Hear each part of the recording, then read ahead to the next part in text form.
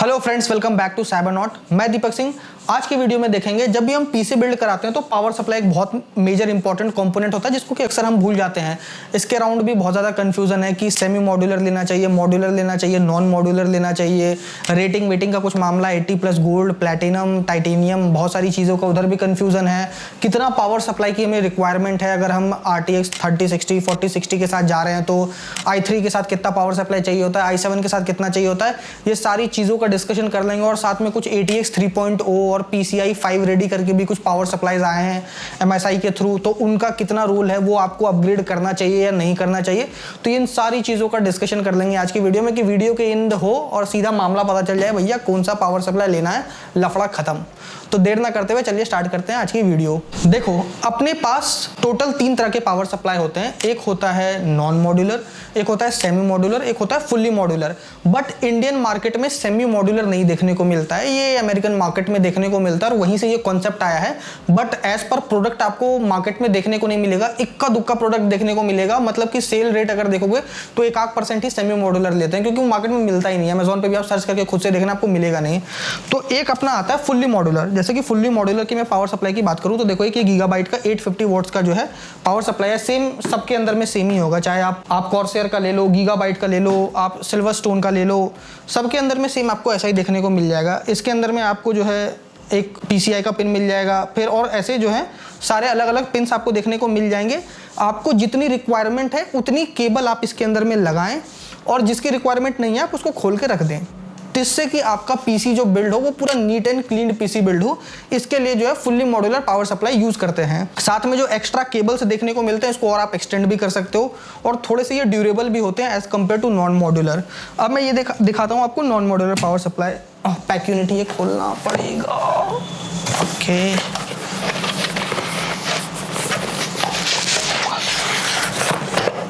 ये एक अपना है नॉन मॉड्यूलर पावर सप्लाई। इसके अंदर में आप देखो तो पीछे कोई पोर्ट्स है ही नहीं, कोई भी पोर्ट नहीं है। सारे वायर्स आपके जो इतने सारे लटकते हुए दिख रहे हैं, ये सारे वायर्स आपके एक साथ रहेंगे, इसको आप डिटैच नहीं कर सकते हो। इससे क्या होता है, पीसी बिल्ड में थोड़ा सा नीट क्लीन नहीं रहता है, वायर मैनेजमेंट थोड़ा सा कॉम्प्लेक्स हो जाता है इसके अंदर में, तो वो दिक्कत है। और साथ में अगर आप वायर की क्वालिटी भी देखो तो बहुत ज़्यादा आपको डिफरेंस देखने को नहीं मिलेगा।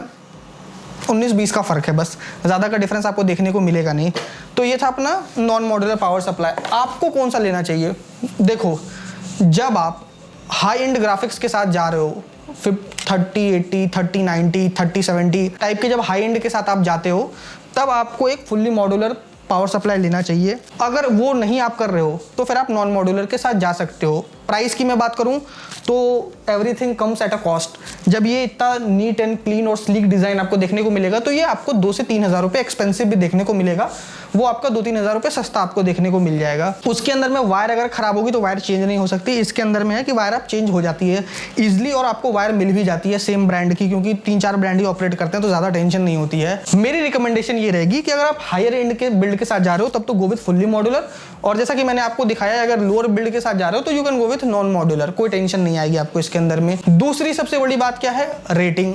रेटिंग क्या है भैया? 80+ गोल्ड, 80+ प्लैटिनियम, टाइटेनियम, ये सारी चीजें देखने को मिलती है। गोल्ड, ब्रॉन्ज, व्हाइट, सिल्वर, ये क्या है मैं आपको बता देता हूँ। देखो, इंडियन मार्केट के हिसाब से जब आप जितनी ऊपर जाओगे, जैसे ही आप मॉड्यूलर में घुस जाते हो तो मॉड्यूलर में आप 90% आपको चांसेस ऐसे देखने को मिलेंगे, मॉड्यूलर होगा तो 80+ गोल्ड ही होगा 90% केसेस में।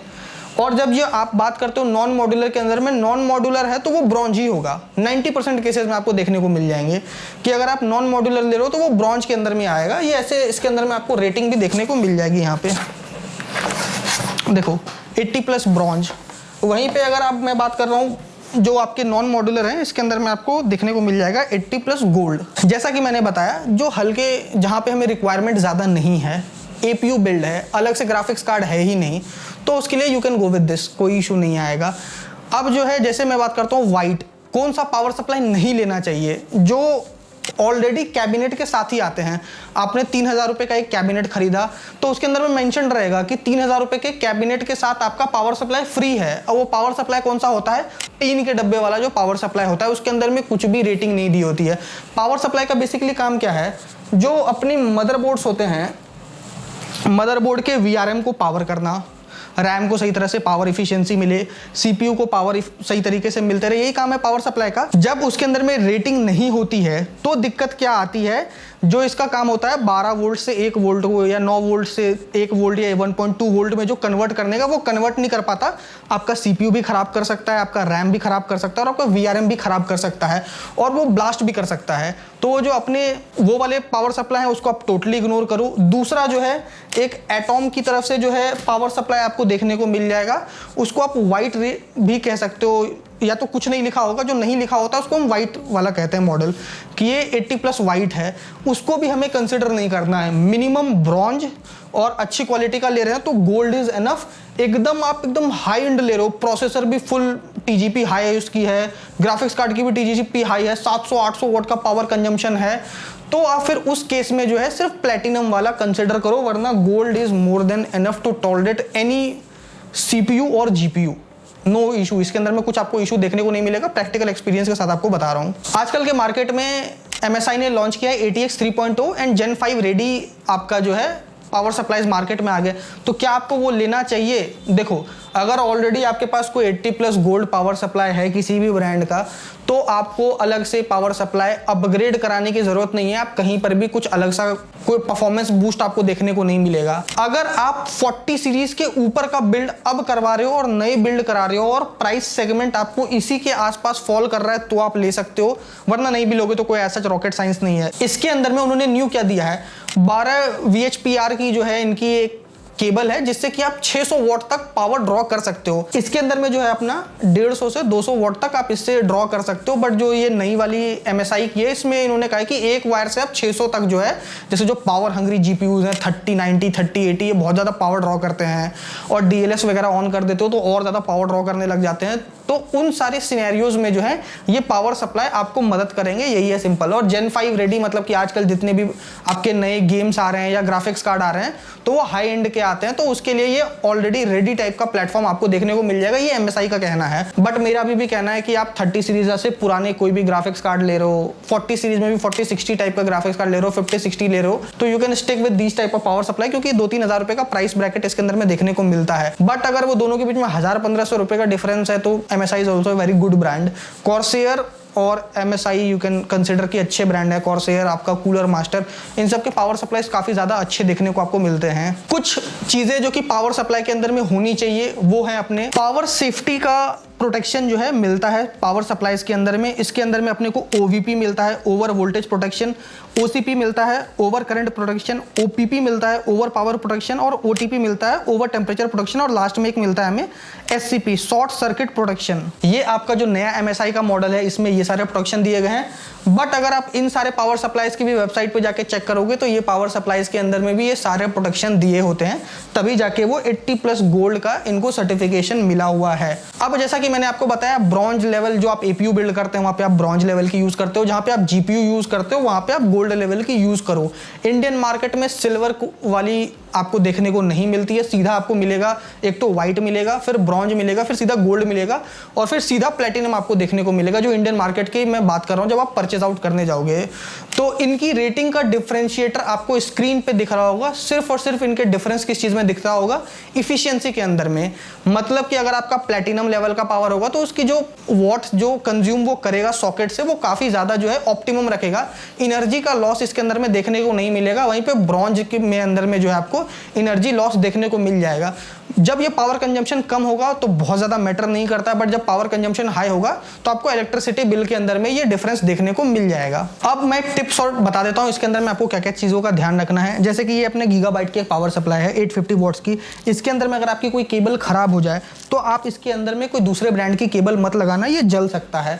दूसरा, जो पावर हंग्री कार्ड्स होते हैं RTX 3080, 3090, 3070 तक के जो कार्ड्स होंगे उसके अंदर में आप अगर ब्रॉन्ज लेवल की डायरेक्ट आप केबल लगा दोगे तो वो पावर सप्लाई के अंदर में चिपकी रह जाती हैं, फिर तो वो दिक्कत देखने को मिल जाता है और उसके बाद वो वारंटी भी वॉइड हो जाती है कि तार जो है पिघल गया आपकी गलती की वजह से। तो वहां पे आप ब्रॉन्ज वाले लेवल को आप नहीं कंसिडर करो, नॉन मॉड्यूलर को आप वहां पे कंसिडर ना करके फुल्ली मॉड्यूलर को कंसिडर करो। हालांकि इनके अंदर में भी जो पावर हंग्री कार्ड्स होते हैं, जब आप, जैसे कि मैं बहुत ज़्यादा सर्वर पे काम करता हूँ तो 3-4 जब मैंने ग्राफिक्स कार्ड को कनेक्ट कर देता हूँ तो इसके भी जो ये पोर्ट्स जलने वाले देखने को मिल जाते हैं। उन सारे केसेस में आप प्लैटिनम लेवल की पावर सप्लाई को कंसिडर करो। बाकी इसके अंदर में और एज सच कोई देखने को टेंशन आपको नहीं मिलेगी। आराम से आप ब्रॉन्ज लेवल पे जाओ एपीयू बिल्ड्स में, हाई एंड लेवल में आप मॉड्यूलर 80+ गोल्ड में जाओ और एकदम टॉप नॉच सब कुछ नया लगा रहे हो तो 1300 वॉट वाली प्लैटिनम लेवल की जो आती है उसके साथ आप जा सकते हो। जो MSI का ATX 3.2 और PCI Gen 5 रेडी वाला पावर सप्लाई है वो आपको तब कंसिडर करना जब आप RTX 40 सीरीज के ऊपर का हाई एंड का ग्राफिक्स कार्ड लगा रहे हो, तो आप चीप आउट ना करके उसको आप कंसिडर कर सकते हो। बाकी एज सच अगर मैं ब्रांड की बात करूँ तो कॉर्सेयर, कूलर मास्टर और MSI ये अच्छे खासे प्रोमिनेंट ब्रांड्स हैं, ये जल्दी आपके ब्लास्ट नहीं करते। वारंटी की मैं बात करूं तो सब पे लगभग 10 इयर्स की आपको वारंटी रिप्लेसमेंट देखने को मिल जाती है। ब्रॉन्ज वाले में लगभग 5 साल की देखने को मिल जाती है। जैसा कि मैंने आपको बताया, जो कैबिनेट के साथ पावर सप्लाई आते हैं उसको अवॉइड करना है, वाइट रेटिंग वाले पावर सप्लाई को हमें अवॉइड करना है, उसके साथ हमें बिल्ड नहीं करना है। ये था मेरे साइड से सारे इनपुट्स। अगर इसमें मैं कहीं कुछ मिस आउट कर गया हूं तो आप कमेंट सेक्शन में आप जरूर बताना। ये अगर आपको पावर सप्लाई कैलकुलेट करना है कि आपका पावर सप्लाई कितना आता है तो आपको कुछ नहीं करना, ये MSI की वेबसाइट पे आप जाओ। वेबसाइट पे आपको यहाँ पे जो है आप अपने कंपोनेंट्स को सेलेक्ट कर सकते हो, GPU कौन सा लगाना है, CPU कौन सा लगाना है, रैम कितनी स्टिक रहेगी, फैंस कितने होंगे, ये सारी चीज़ों को आप भरने के बाद आपको अप्रॉक्स जो है देखने को मिल जाएगा कि कितना पावर सप्लाई की आपको रिक्वायरमेंट है। जितनी भी पावर सप्लाई की आपको रिक्वायरमेंट देखने को मिलेगी उसमें से आप समझ के चलो कि 100-200 वॉट आप एक्स्ट्रा लेके चलना, क्योंकि अगर कभी कभी जो है गेमिंग जब आप करते हो तो वो स्पाइक बहुत ज़्यादा देखने को मिल जाता है, तो उस केस में जो है आपके मदरबोर्ड, प्रोसेसर और ये सारी चीज़ें जो है वो सेफ रहे, तो इस केस में आप 100-200 वॉट का डिफरेंस लेके चलना। एज मतलब कि अगर 350 लेके आ रहा है कि 350 वॉट की मेरी कंजम्पशन है तो मैं ट्राई करूंगा कि 550 भी चल जाएगा, बट 650 जो है एकदम मेरा सेफेस्ट साइड होगा। मेरे साइड से इतना ही। अगर इसके अंदर में कुछ मैं मिस आउट कर गया हूँ तो आप कमेंट सेक्शन में ज़रूर हाईलाइट कर देना ताकि दूसरे लोगों के लिए इन्फॉर्मेशन हो जाए। Thank you.